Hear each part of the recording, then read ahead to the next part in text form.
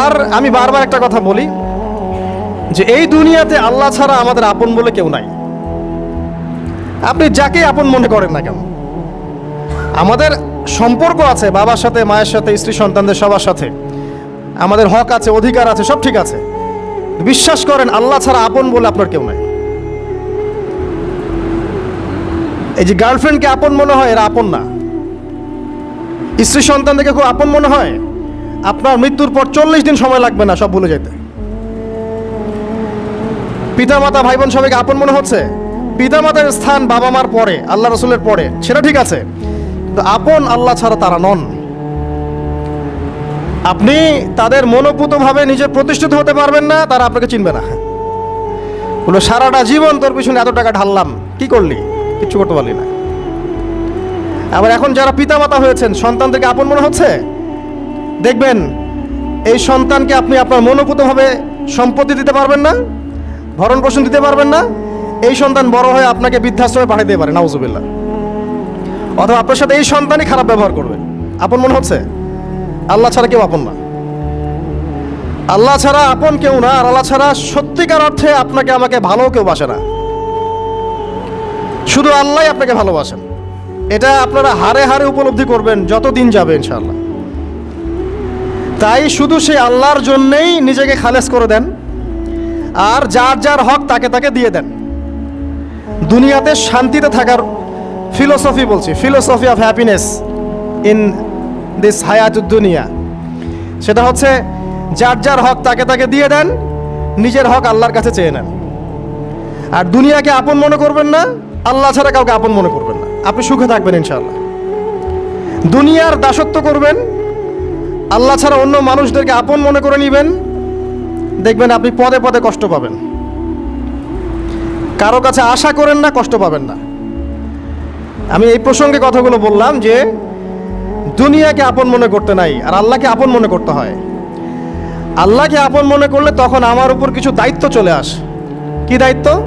আল্লাহ আমাকে সৃষ্টি করেছেন, রিজিক দিয়েছেন, লালন পালন করছেন, বাঁচিয়ে রেখেছেন, তার হাতে আমার মৃত্যু, তার হাতে সব কিছু। তো এখন আল্লাহ পাকের জন্য নিজের জীবনটাকে খালেস করে নেওয়া, যেভাবে আল্লাহ পাক চলতে বলেছেন সেভাবে চলা, যেগুলোকে আল্লাহ পাক নিষেধ করেছেন বর্জন করা। আর রাসূলুল্লাহ সাল্লাল্লাহু আলাইহি ওয়াসাল্লামের সুন্নাহ আল্লাহ পাক রেখে দিয়েছেন আমাদের সামনে। এই সুন্নাহগুলো যদি আমরা অনুসরণ করতে পারি, ইনশাআল্লাহ এই দুনিয়াতে কিছু পাই বা না পাই, ইনশাআল্লাহ পরকালে আপনি আল্লাহর ক্ষমা পাবেন ইনশাআল্লাহ তাআলা। কোরআনের সূরাগুলার অর্থ সব খুতবায় বলা যায় না, সময় সংকুলন হয় না। এত চমৎকার ওয়াদ-দুহা সূরা আছে না, শপথ দ্বিপ্রহরের, ওয়াল-লাইলি ইযা সাজা, শপথ রাতের যখন সেটা আচ্ছাদিত হয়। মা ওয়াদ্দাআকা রাব্বুকা ওয়া মা ক্বালা, আল্লাহ কত মায়া দিয়ে তার নবীকে বলছেন যে তোমার আল্লাহ তোমাকে ছেড়েও দেন নাই, তোমার আল্লাহ তোমাকে ছেড়ে দেন নাই। ওয়ালা সাউফা ইউতিকা রাব্বুকা ফাতারদা, শীঘ্রই তোমার রব তোমাকে দান করবেন এবং তুমি সন্তুষ্ট হয়ে যাবে। দুনিয়াতে চলতে গেলে দুঃখ কষ্ট হয় না? যারা ঈমান নিয়ে চলে ওদের দুঃখ কষ্ট বেশি হয়। তা আল্লাহ বলছেন টেনশন করো না, কষ্ট পেও না, তোমার রব তোমাকে ছেড়ে দেননি। ওয়ালা সাউফা ইউতিকা রাব্বুকা ফাতারদা, তোমার রব তোমাকে শীঘ্রই দান করবেন আর তুমি সন্তুষ্ট হয়ে যাবে। আলাম ইয়াজিদকা ইয়াতীমান ফাআওয়া, আল্লাহ বলছেন আল্লাহ কি তোমাকে ইয়েতিম রূপে পাননি, এরপর আল্লাহ কি তোমাকে প্রতিপালন করে বড় করেননি? ওয়াজাদাকা দাল্লান ফাহাদা, আল্লাহ কি তোমাকে পথভ্রষ্ট পান নাই, তোমাকে আল্লাহ পাক হেদায়েত দেন নাই? তো আল্লাহ যে এগুলো করেছেন সে আল্লাহ তোমাকে পরকালে ইনশাআল্লাহ ভালো রাখবেন। ফাআম্মাল ইয়াতীমা ফালা তাকহার, তো তুমি এতিমদের প্রতি কঠোর হয়েও না। ওয়াম্মাস সাইলা ফালা তানহার, কেউ চাইলে তার হাতকে খালি ফিরিও না, ধমক দিও না।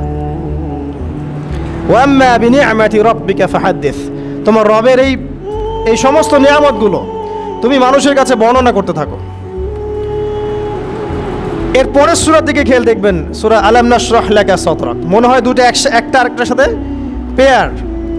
আলাম নাশরাহ লাকা সাদরাক, আমি কি তোমার হৃদয়কে প্রশস্ত করে দেই নাই? ওয়াদা'না আনকা ওয়িজরাক, তোমার বোঝাগুলো হালকা করিনি? কাকে বলছেন এগুলো আল্লাহ পাক? রাসূলুল্লাহ সাল্লাল্লাহু আলাইহি ওয়াসাল্লামকে। তো যে মানুষটা জান্নাতে যাবে নিশ্চিত, এবং যিনি জান্নাতের দরজা না খুললে জান্নাতের দরজা কারো জন্য খোলা হবে না। যে মানুষটা হচ্ছে ভদ্র, স্মার্ট, বিচক্ষণ, কোনো মানুষ পৃথিবীতে নাই। সকল ধর্মের মানুষ মানে এটা। কিছু আছে শয়তান, মানুষ টুপি শয়তান, এরা মানে না, বাট দেখবেন ম্যাক্সিমাম মানুষই মানে, হোক সে ইহুদি বা খ্রিস্টান বা হিন্দুইজম বা মুসলিমরা তো মানেই, সবাই মানে।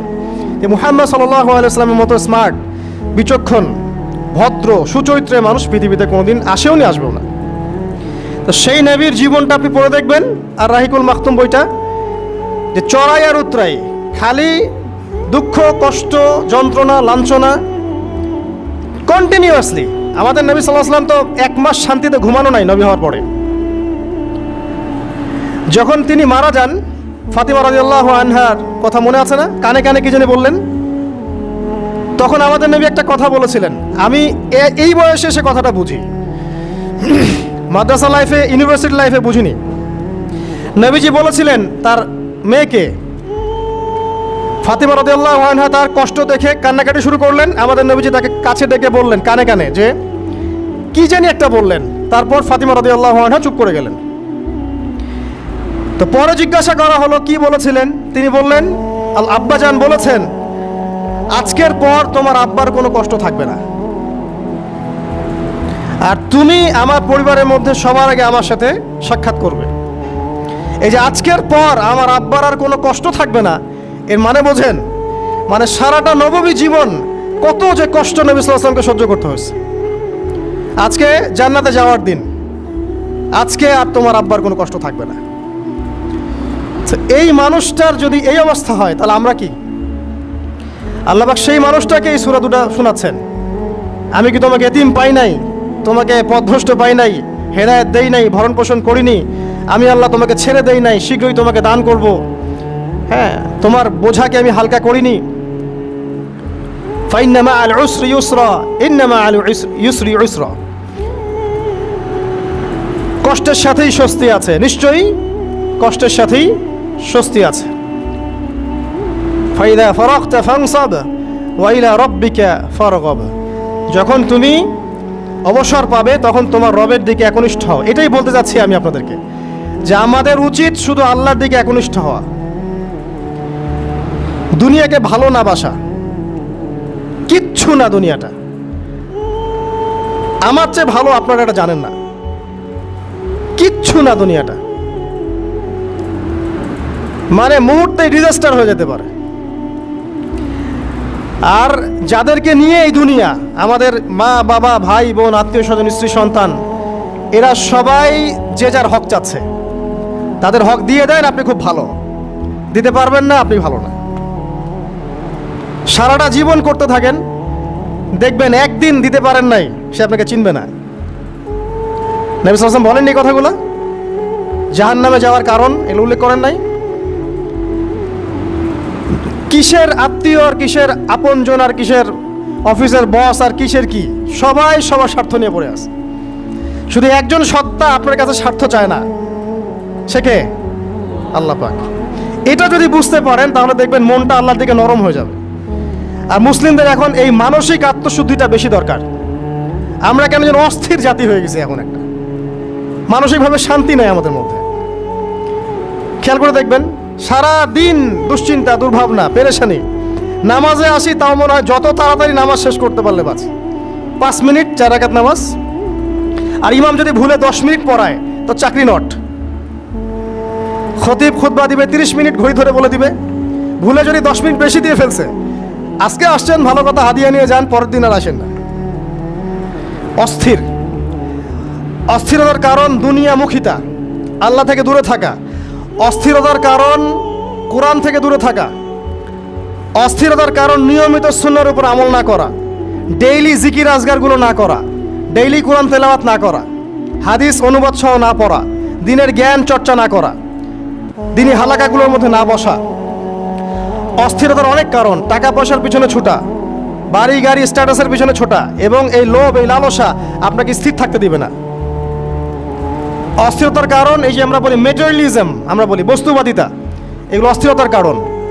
এগুলো কখনো আপনাকে স্বস্তি দিবে না, আপনি যত দৌড়াবেন দুনিয়ার পেছনে, দুনিয়া আপনার থেকে তত পালাতে থাকবে।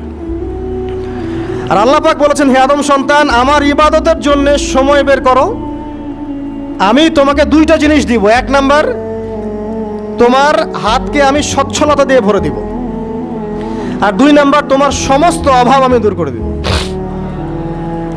যে ব্যক্তি আল্লাহর জন্য সময় দেয়, আল্লাহর জন্য বাঁচে, আল্লাহর জন্য মরে, সব কাজ আল্লাহর সন্তুষ্টির জন্য করে, দেখবেন ও মনের মধ্যে শান্তি আছে। হয়তোবা তার 5তলা 10তলা বাড়ি নাই, BMW নাই, সুজুকি জিক্সার নাই, তারপরে দেখবেন সে অনেক শান্তিতে আছে, কারণ তার মনের মধ্যে একটা প্রশান্তি কাজ করে। আর যে ব্যক্তির মধ্যে দেখবেন আল্লাহর কনসিয়াসনেস নাই, ইবাদত নাই, কোরআন সুন্নাহ এগুলো কিচ্ছু নাই, দুনিয়ার সব আছে, দেখবেন ব্যাংক ব্যালেন্স, টাকা পয়সা, মনে শান্তি নাই। এই মনের শান্তিটাকেই উসমান রাদিয়াল্লাহু আনহু বলতেন যে আল গিনা, মানে ধনাঢ্য, ধনী বলি না আমরা, এটাই হচ্ছে ধন, কিছু না।